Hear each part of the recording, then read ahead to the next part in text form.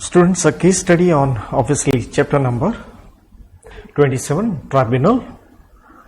ये mock test paper दिसंबर 2021 का था। ये कहते हैं एनसीएलटी।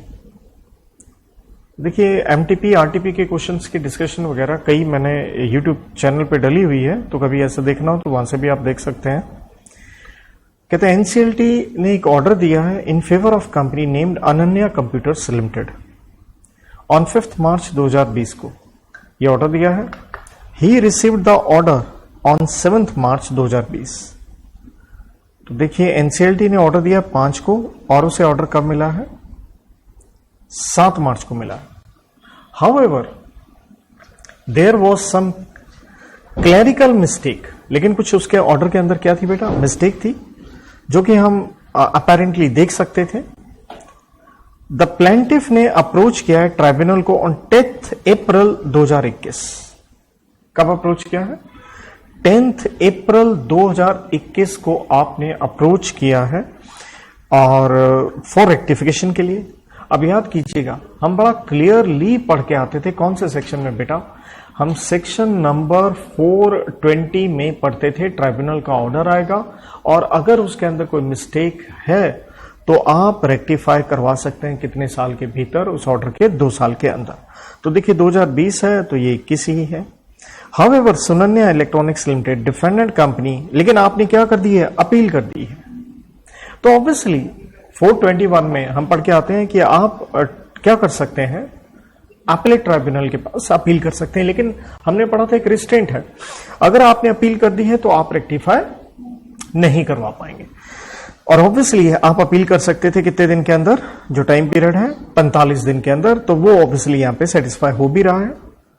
अब अपीलेट ट्राइब्यूनल ने डिसीजन दिया है आपके फेवर में और रिवर्स कर दिया है ट्राइब्यूनल का डिसीजन, जो कि हमने क्लियरली पढ़ा सेक्शन 421 में कि जो अपीलेट ट्राइब्यूनल है वो अपना ऑर्डर सीएमसी कर सकती है। C for confirm, M for modify and C से कैंसिल कहें या सेट असाइड करना कहें। Ananya computers limited now planning, क्योंकि ये आपने किसकी फेवर में दिया है? ये आपने फेवर में दिया सुनन्या के। ये एक अलग कंपनी है, इसलिए जो अनन्या है, क्योंकि अनन्या ही था स्टार्टिंग में, यहां देखिएगा राइट, ये प्लेंटिफ था, तो ऑब्वियसली ये सुनन्या क्या हो गई? डिफेंडेंट हो गए, उनके फेवर में आ गया। तो अनन्या अब कहां जाना चाहते हैं? सुप्रीम कोर्ट में। ऑब्वियसली हमने ये पढ़ा, आप सुप्रीम कोर्ट में जा सकते हैं अंडर सेक्शन 423। ऑब्वियसली 60 दिन के टाइम पीरियड आपके पास था। तो बहुत ही छोटा सा साइज देखिए क्वेश्चन का है। आइए अब मतलब केस स्टडी का है।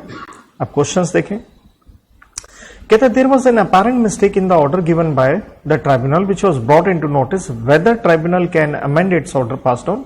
ऑब्वियसली आप कर सकते हैं। अगर आपके पास ये आपके नोटिस में लाया जाता है 2 साल में, तो option C is the correct answer.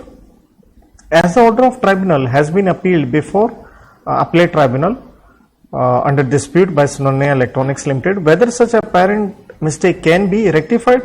Obviously आप नहीं कर पाएंगे अगर अपील रेफर हो गई है।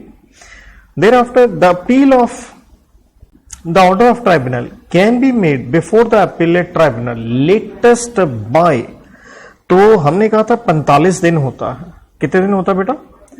45 दिन होता है, लेकिन उसने देखिए डेट्स के हिसाब से आपसे पूछा है। तो आइए हमें ऑब्वियसली इसको क्या करना होगा? कंप्यूट करना होगा राइट। 45 डेज। तो देखिए आपको ऑर्डर की कॉपी कब मिलती है? 7 मार्च को मिलती है। कितने दिन का टाइम है आपके पास? 45 डेज का है। तो मार्च का महीना पता होना चाहिए 31 डेज का होता है। 31 में से 7 माइनस कीजिए, कितने बचे? 24। 45 टोटल है, तो 45 यहां से माइनस करेंगे तो क्या आ गया? 21 दिन और ले लीजिए। तो दैट मीन्स आप अपील कर सकते हैं 21 अप्रैल। तो इसलिए आप अपना आंसर यहां देख भी सकते हैं। क्या आंसर दिया गया है? The option number D. Next question, what can be the time period for disposal of appeal filed by the defendant in the following cases?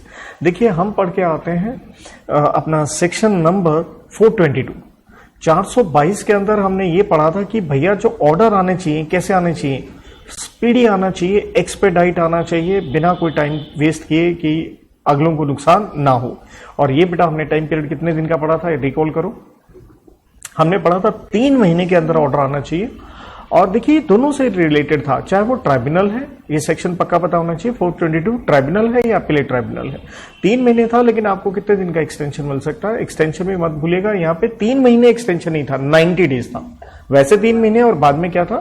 90 days का एक्सटेंशन। ये ध्यान दीजिएगा, थोड़ा सा डिफरेंट वे में ये था, वरना नॉर्मली क्या होता है, मंथ्स होता है तो मंथ्स हो जाता है, डेज होता है तो डेज में एक्सटेंशन होती है, ऐसा नहीं था।